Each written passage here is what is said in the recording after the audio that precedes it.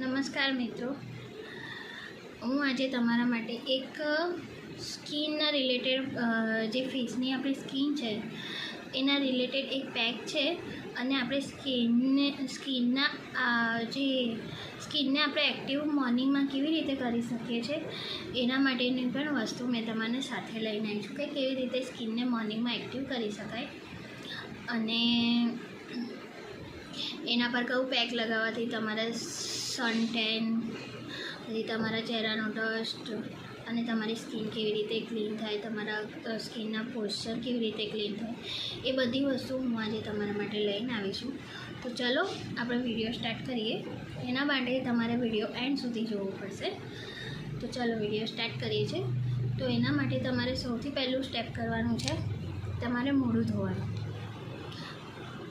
સ્ટેપમાં આપણે છે આવી રીતે પહેલું સ્ટેપ સ્કિન વોશ કરવાનું, બરાબર છે. ત્યાર પછી સ્કિનને ક્લીન કરી લેવાનું છે. ત્યાર પછી આવી રીતે સ્કિન લૂછી નાખવાની અને એના પછી આપણે એમાં જ જે ક્રીમ લગાવીએ છીએ એમાં જ પેક લગાવવાનું છે, એમાં જ સ્ટેપ છે. તો એના માટે તમારે સૌથી પહેલાં શું કરવાનું, સૌથી પહેલાં સ્કિનને તમારે આવી રીતે ટેપિંગ કરવાનું છે મોઢું વોશ કર્યા પછી.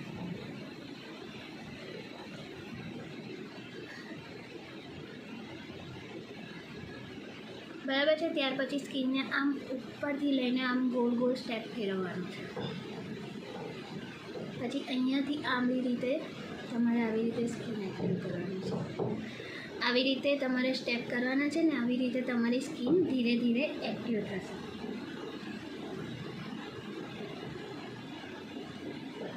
અને છેલ્લે આ સ્ટેપ છે.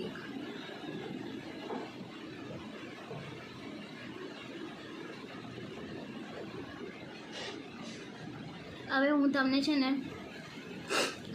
સ્કિનની ઉપર ફેસ પેક જે લગાવવાનું છે કે જેનાથી સનટેન ને બધું દૂર થાય છે એ ફેસ પેકના માટેના ઇન્ગ્રીડિયન્ટ્સ બતાવું છું, બરાબર છે.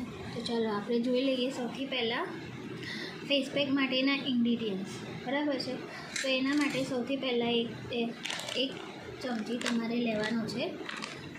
થોડીક ચમચી તમારે પહેલાં શું કરવાનું, 2 ચમચી રોજે ફેસ પેક ના બનાવવું પડે એના માટે 2 ચમચી તમારે લઈને 2 ચમચી તમારે બેસનનો લોટ લેવાનો છે. હું અહીંયા થોડુંક લઈ લઉં છું. 2 ચમચી તમારે આવી રીતે બેસનનો 2 ચમચી લોટ લેવાનો છે, બરાબર છે. ત્યાર પછી એક વાડકીમાં તમારે એક બાઉલમાં તમારે બેસનનો લોટ લેવાનો છે. ત્યાર પછી તમારે લેવાના છે ઓરેન્જ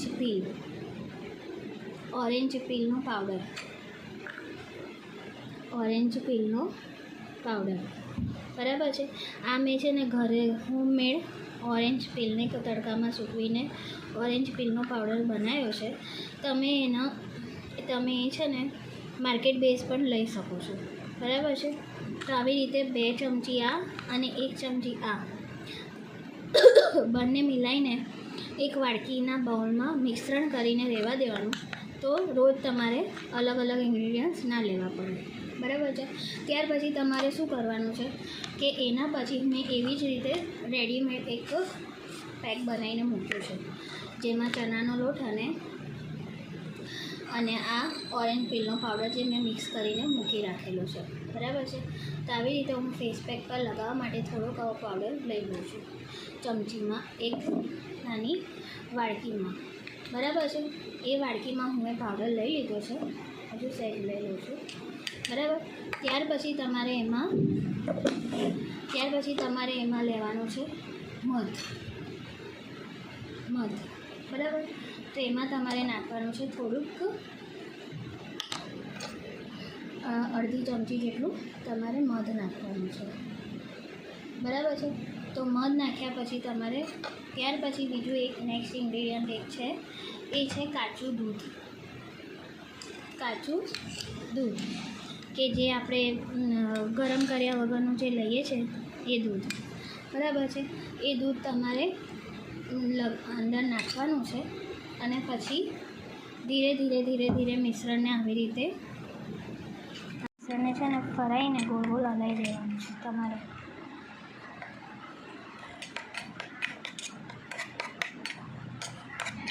એકદમ એકબીજાની અંદર મિશ્રણ થઈ જવું જોઈએ, બરાબર.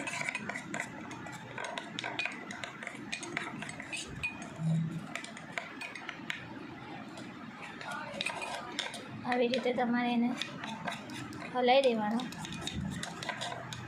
અને ત્યાર પછી આપણે જે મિશ્રણ બનાવી દીધું છે, બરાબર છે, એ આવી રીતે તમારું આવું થોડું ઠીક હોવું જોઈએ, જે તમારી સ્કિન ઉપર છે ને લાગીને રહે, બરાબર છે. હવે આ આપણે તમારે મોઢા પર આવી રીતે હું તમને લગાવીને બતાવું છું, બરાબર છે. તો આ તમને હું લગાવીને બતાવું છું. તમારે એને છે ને આવી રીતે હાથમાં લેવાનું છે થોડું અને આમ લગાવી દેવાનું છે. આવી રીતે લગાવતા તમારે સ્કિનની મસાજ કરવાની છે. મેં જે સ્ટેપ બતાવું છું એવી રીતે કરજો. આવી રીતે તમારે સ્કિનની મસાજ કરવાની છે. ડેલી મોર્નિંગમાં કે તમને ટાઈમ મળે ત્યારે પણ કરી શકો છો, પણ મોર્નિંગમાં કરો તો વધારે સારું છે અને નાઇટમાં પણ કરી શકો છો.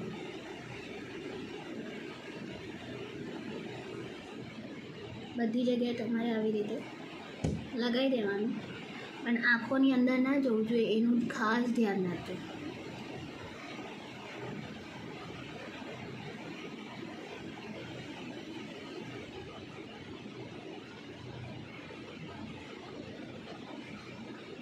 આવી રીતે લગાવીને તમારે આને મસાજ કરવાની છે.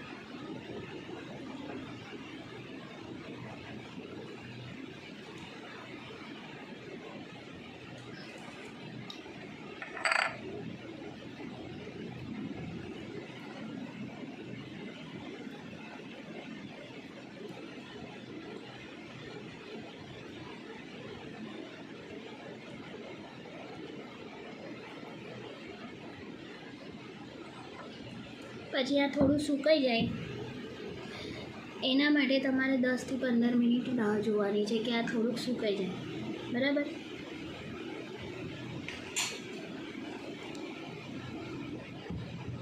આવી રીતે હવે એને આપણે 10 થી 15 મિનિટ માટે સુકાવા મૂકી દઈશું અને પછી આપણે આપણો ચહેરો વોશ કરી લઈશું. હું તમને ચહેરો વોશ કરીને બતાવું છું આના પછી તમારે કેવો થાય. વોશ કરી લેવાનું છે.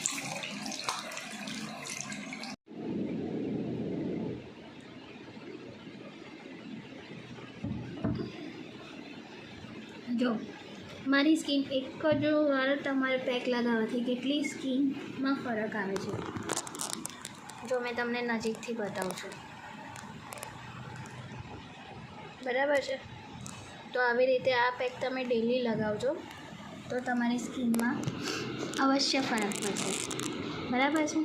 તો ડેલી આ પેક યુઝ કરજો અને તમને આ વિડીયો કેવો લાગ્યો અને મારું પેક કેવું લાગ્યું અને સ્કિનને એક્ટિવ કરવાની રીત કેવી લાગી એ કમેન્ટ સેક્શનમાં કરીને બતાવજો, બરાબર છે. આવા જ વિડીયો જોવા માટે મને ફોલો કરતા રહેજો. જય શ્રી કૃષ્ણ.